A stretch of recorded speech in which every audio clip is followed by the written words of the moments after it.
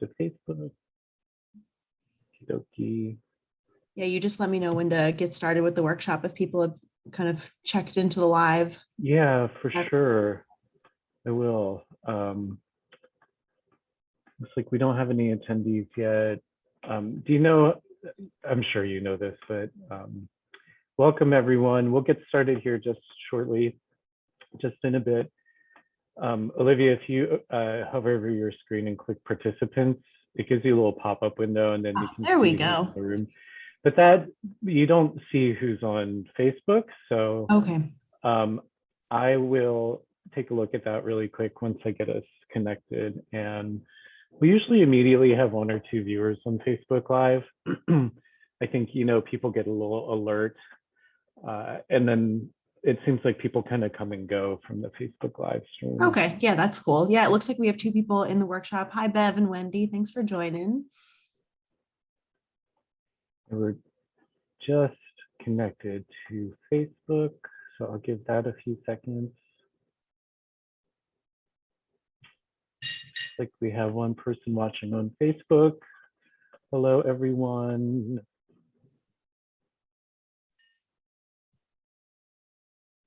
All right. 2 folks on Facebook. Hello, thanks for joining us.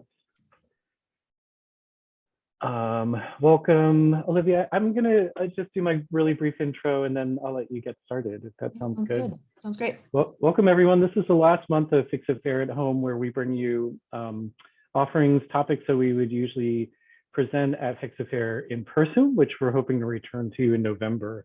So we're gonna sunset the season of online at the end of April and then come back in November with in-person events, which I am personally very excited about. Today we have Olivia with Community Energy Project. Thank you so much for joining us today, Olivia. Please feel free to take it from here.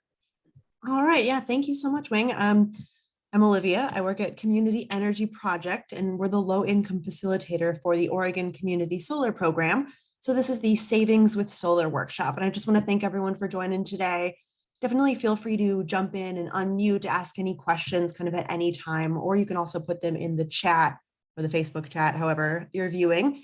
I will be kind of putting a link in the chat box that hopefully y'all can see, and that is the link to sign up for the program, which I'll talk more about in a minute, but I'm going to go ahead and get started. So Community Energy Project, we are a local Portland-based nonprofit. We have a lot of different types of programming, including some DIY weatherization workshops that focus on low-cost energy saving and energy bill saving techniques. We have a summer workshop that's coming up in the next month or so called the DIY cooling workshop, but we also do lead poisoning prevention and lead safe home projects workshops, as well as a variety of direct home services. And that can be a lot of different things, anything from home audits, safety repairs, appliance installations, and all of stuff like that. So if you're interested, definitely don't hesitate to reach out to Community Energy Project or check out our website for more info. All right, Oregon Community Solar. So this is a program that allows individuals to sign up for shared off-site solar installations. So first thing, off-site solar. It's not rooftop solar on your home. It is a big, imagine like a big solar farm that you see out in a field, maybe when you're driving on the highway.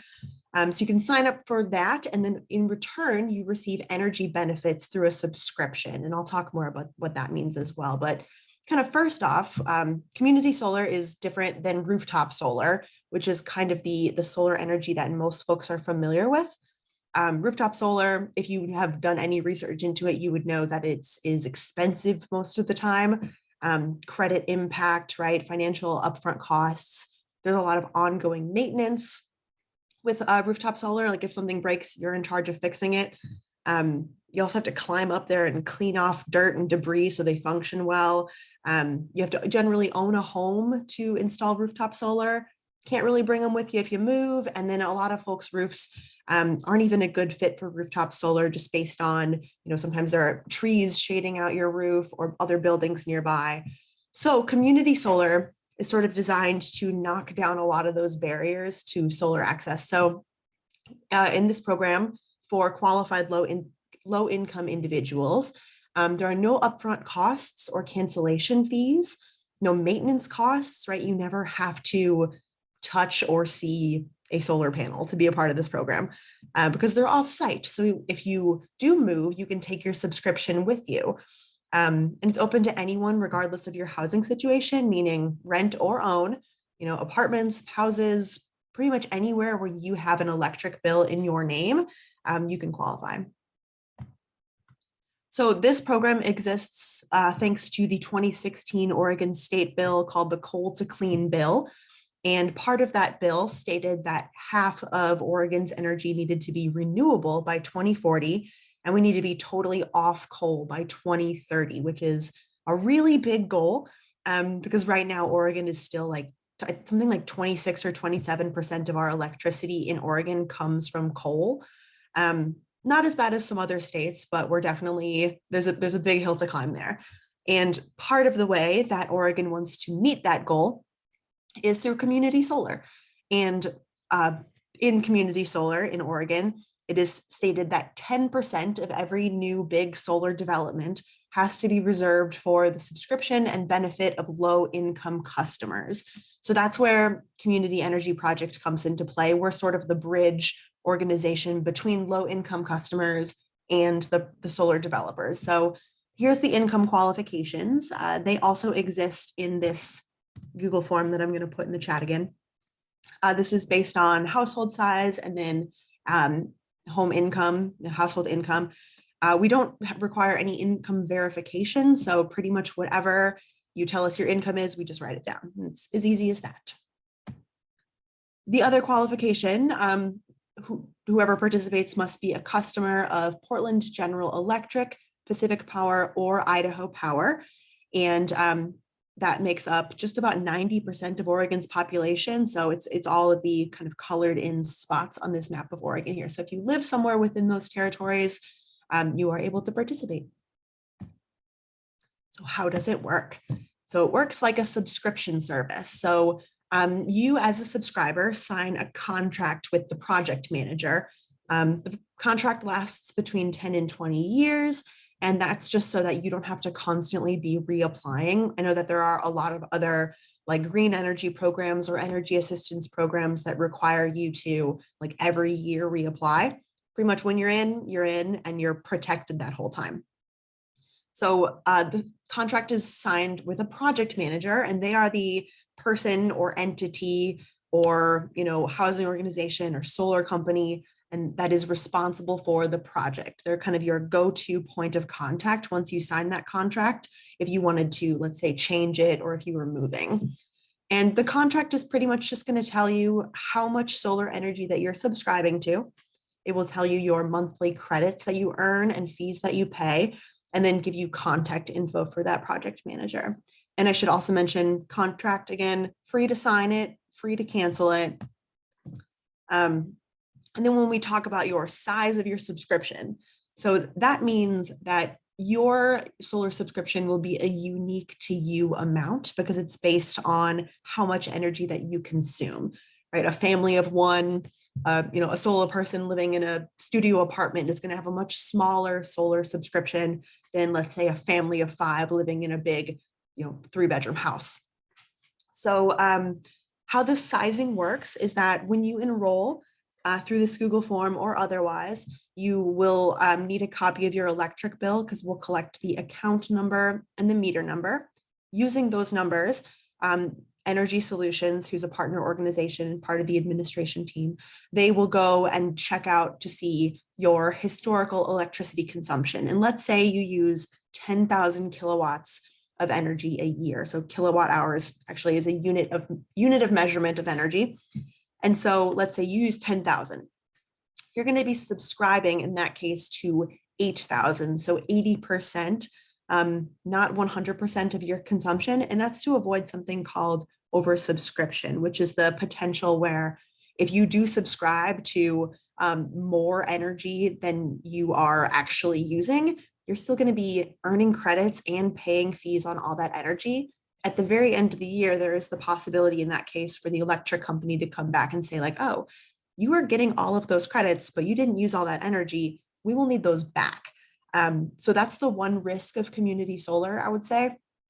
But we have a couple ways of avoiding that. Number one, sizing at 80% of your consumption really makes it not an issue, but also our system does run quarterly checks, and we can kind of flag or notice any account that's using less electricity than their subscription is producing. So that's how sizing works, a little bit of insight into that. If you have more questions about that, once you sign up, we can definitely talk through those specifics. But kind of the main takeaway is that the risk of oversubscription is mitigated by sizing people at less than 100% of what they're consuming. So when we talk about subscription, we have fees and credits. So one of the best, I think, one of the best things about the low income subscription is that it is built into your contract that your credits are always going to be larger than your fees every single month, no matter what. So the credits cover the fees and then start chipping away at your bill. But not every month is going to look exactly the same because it's so tied directly to the sun and solar production. So in the summertime, really long hours of sunlight, you're going to see maybe higher utility credits and then higher fees as well. But I just want to kind of walk through two examples of what it looks like at different times of the year. So here's August for this participant. The green bars here are is the solar energy that their solar panels have generated. The red line down here, that's this person's electricity consumption. So let's say, for example, their normal utility fees in August, $84. They used $84 worth of electricity. Their panels earned $138. That's that green bar. And then they paid subscription fees. So they paid $110 in this case, but again, noting that the fees are less than the credits. And then the end calculation, $56 or 33% savings in the summer. We are actually seeing even higher savings for some people right now in the summertime. I recently saw a bill that a person was in last summer in the program, and they saved 50% in August. So it does vary depending on, the sun and how much energy that we're getting. Then in the wintertime, again, that red bar, the red filled in section of the graph here is the electricity bill. A lot higher in the winter. A lot of folks need, more light, heat, all those things we use more in the winter. And then the green bar, this tiny little green bar, that's all the solar energy that was generated through their panels, not very much in the winter. So in this case, $126 normal fees, but they earned some credits. You earn credits every month, $35 in this case, and then they paid $28 into the program for a total bill of $119, which is still savings. Even in the lowest solar production months, there will always be savings. And on average, every house is going to save between 10 and 15% on their bills throughout the year. So that's looking at the year as a whole. There will never be a month where your fees are higher than your credits. There will never be a month where there are no fees. And all of this comes calculated just on your regular electric bill. So it's not like you won't have to do this math. There'll be no separate paperwork. It will all kind of show up on your electric bill, and you'll see the end total. So we already talked about that one potential risk of oversubscription, but there are a lot of benefits to this program. The first being that Community Energy Project is able to make accommodations for every participant, meaning any language or accessibility needs that you have to sign up, we are able to accommodate. No sign-up fees, no fees to cancel. You get those discounted monthly utility bills, 10 to 15% annual savings. No late fees. So what happens if you miss an electric bill? Let's say next month you're not able to pay your bill. You're not going to be penalized by community solar. Those fees don't just rack up if you can't pay them. Basically, the only thing that would happen in that case is that your subscription pauses until you catch up on your bill, and then it'll just kind of start back up again when your bill is caught up. So you'll never be penalized and kind of stack up fees if you can't pay your bill. You're also able to transfer your subscription within the same household, meaning if, let's say in my home, I have a solar subscription, but I'm moving out and I want my roommate to keep the subscription, I can easily transfer it to their name. Or if I want to take it with me when I move, I can also do that as long as I'm moving within the same utility provider network. and how to participate. There's a bunch of different ways, kind of whatever works best for you is what works best for us. So first off, again, in the chat for the bajillionth time, I love this Google form. We try and give it out as much as we can. That is the online way to sign up for the program. You're welcome to fill it out at any time. Other option, you are able to sign up for an intake phone call appointment. So for folks that don't have internet access, or folks who need a translator, we're able to do that over the phone, and you can sign up for an intake appointment at oregoncsp.org/LI. The CSP is communitysolarprogram.org/low income LI. Or we also have the form on our community energy website, community energy project website as well. So you can schedule a phone call intake appointment at a time that works best for you. When you do have that phone call, or when you're filling out the Google form, you'll want to make sure that you have a copy of a recent electric bill. It doesn't have to be the most recent, it just has to be in your name. Any electric bill, because you'll need your account number, meter number, and then you'll also need to be able to provide your a number that your income is for your household. So we'll do the intake appointment either on the phone or on the computer, or if you can also reach out to me and request physical mail, so I can mail out a paper form of the intake as well. And so once you fill out all of that, then you're going to be placed on a wait list. Right now, the wait list is not very long, depending on who your electric provider is. I know that for Pacific Power customers, our current wait list is 1 month to a month and a half-ish. We'll have a ton of availability opening up this spring. For Portland General Electric, the wait list is slightly longer, maybe 2 to 4 months. One of the things about community solar is that timelines are shifting all of the time for some of these projects. They've had a lot of supply chain issues in the last 2 years getting all those solar panels built, but we are kind of coming up on the phase of the program where availability is just going to be opening up a ton. So this is a good time to fill out that form and get on that wait list, because it's first come, first serve. And then, so once you're on the wait list and let's say a slot opens up, what we will do is reach out to you with some updates saying, are you still interested? And then we'll connect you with the project manager. The project manager will be the one to send you a contract. Once you sign it, you're all set. And then you're going to see those savings just come up on your regular electric bill once your solar project has been turned on. Sometimes there's another wait period between when you sign your contract and when your solar project turns on. Sometimes not so much. It really just depends on the project, but all of that information will be provided for you by your project manager when you're signing up. So a lot of different options to sign up. If anyone has any questions on how to best do that, I'm going to hang around for a few minutes and would love to answer any questions about community solar. But you can also reach out to me. I'm the email solar@communityenergyproject.org, or you can give me a call at this number. We also have a Spanish campaign coordinator for Oregon Community Solar. Her name is Erica, and she's wonderful. And so if you have any specific Spanish language community solar questions or want to enroll in Spanish, we can get you connected with Erica as well. But otherwise, thank you so much for your time today. I really appreciate folks showing up on Facebook and here on the Zoom, and for Fix It Fair hosting us. So thanks, everyone. Thank you, Olivia. I noted that you're putting stuff into the chat. It defaults to just chat to you and me. Oh, okay. I reposted them in the chat for everyone and then on Facebook. And someone on Facebook asked about the previous DIY weatherization workshop. So I put that in the Facebook comments as well.